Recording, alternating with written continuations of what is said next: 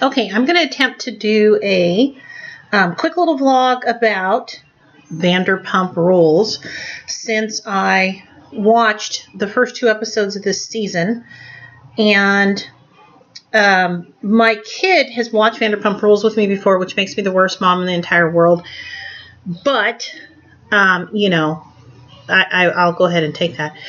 So I told her that I would go ahead and watch it, and she didn't care, which is good because she shouldn't watch it because it's a terrible show. I mean, it's a great show, but everybody's terrible, so I'm not going to have her watch it. So this is going to be me trying to boil down 2 hours, or after commercials, it'd be like an hour and a half of the show, but in like 5 minutes. That's what I'm going to try to do.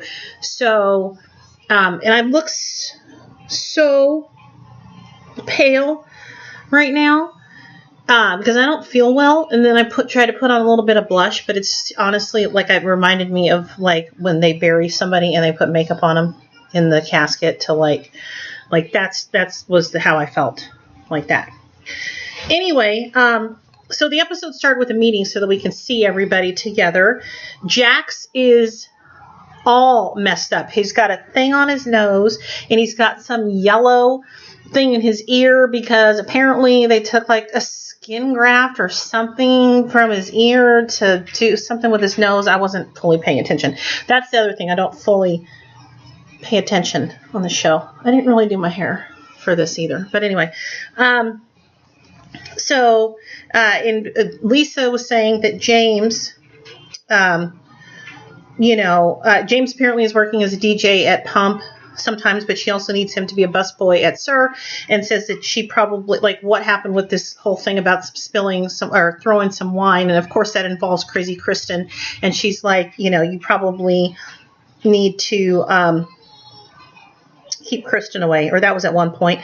She said that the tips were down, so that they need to do their service, and then later Jax was like, I need to stay in the back because I'm not that pretty to look at right now because he's all messed up, and he's like, but he's gonna be there he's gonna be pretty after, and I'm like, no, he's a very, very unattractive man, and I can't believe how attractive he thinks he is, but whatever, we all know that. And then there's a whole thing where James and Jax are talking, and it has something to do with Carmen, and Carmen was who Jax used to date, and he's like bummed that James still hangs out with Carmen or something. And then James said something, but I even went back and played it because I don't remember there being anything like major that James says, but then apparently Jax goes and sends a text message to Carmen that she reads when she's hanging out with Kristen, which makes Kristen go and get mad at James, and like that goes on like for not just then, but like later she shows up and she's all mad at him about that, and I don't even know what the hell that is all about, but whatever. They show Jax coming out of the shower, and his penis was pixelated, and that was really disgusting. His mom shows up, and she seems really nice, and I couldn't believe that he even had a mom because it seems like he would have been raised by wolves. James used a term that I would like to use called FOMO, which means fear of missing out, and said that that's what Kristen is suffering from, I guess, because she doesn't work there anymore. Schwartz is getting a perm because he's going to be dressed as a 70s guy for a party. Schwartz was getting a perm, as in curlers put in his hair with perm solution, but then later he tries to explain how that's all about him being willing to make commitments to something, like to be willing to make a commitment to curly hair by getting the perm. Anyway, and it didn't look like curly like Mike Brady on Brady Bunch when he had a perm. It wasn't like that at all. It was just like had more volume, so that was a lot of money that he spent for being somebody who works like 5 hours a week or something. But then and later they said he's been doing commercials, but whatever. Let's see. Kristen showed up at the party, even though she says, clearly I was not technically invited, but I know deep down that Sheena wants me at the party.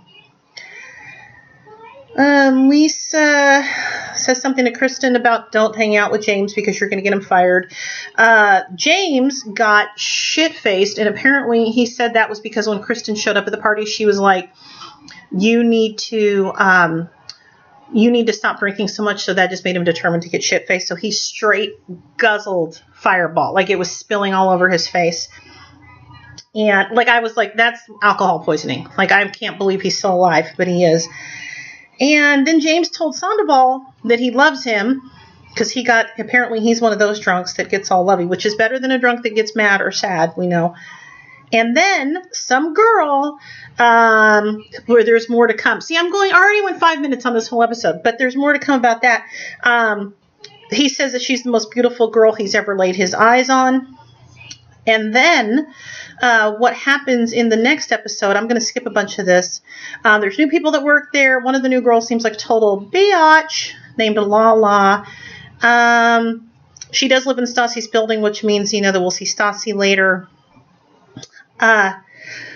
Jax is trying to get the girl that he is banging, Brittany, a job. She's from Kentucky, and she came out to Kentucky to try to get a job. And somebody coming to Kentucky and moving to LA basically because of Jax would be really sad, but hopefully it's basically because she wants to be famous, wants to be on that show. And let's see. Kristen says, people like to call me paranoid and crazy because I check my boyfriend's email, but I find something every single time. So she hacked into James's email and found out that the night before that the girl that he was saying was so beautiful, they left in an Uber at 3 o'clock in the morning and went to James' house. And then at 6 o'clock in the morning, there's an email receipt showing that the Uber went from James' house to her house. Busted!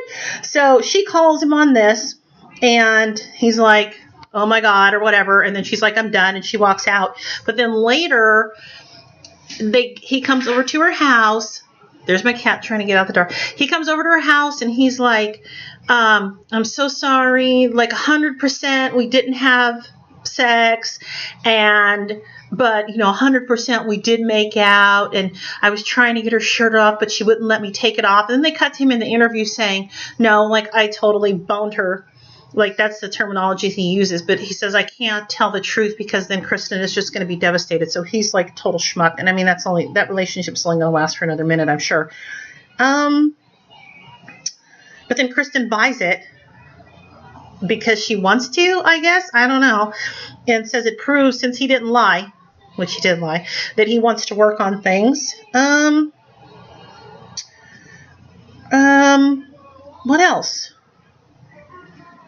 And yeah, the last little bit of drama just ended with Sheena and Kristen having a deep conversation because Ariana, who's good friends with Sheena, can't understand why she's still friends with Kristen when Kristen has been so crazy to her and Sandoval. And so she's telling Kristen, it's hard to be friends with you because of all this. And she's naming like all this crazy stuff that she's done. And then Kristen's still making it sound like, but this isn't my fault. It's because your friends are always sleeping with my boyfriends. And I was like, what? That's ridiculous. Okay, it took 8 minutes and 24 seconds, but I just saved you an hour and like 40 minutes of your life. You're welcome. Bye.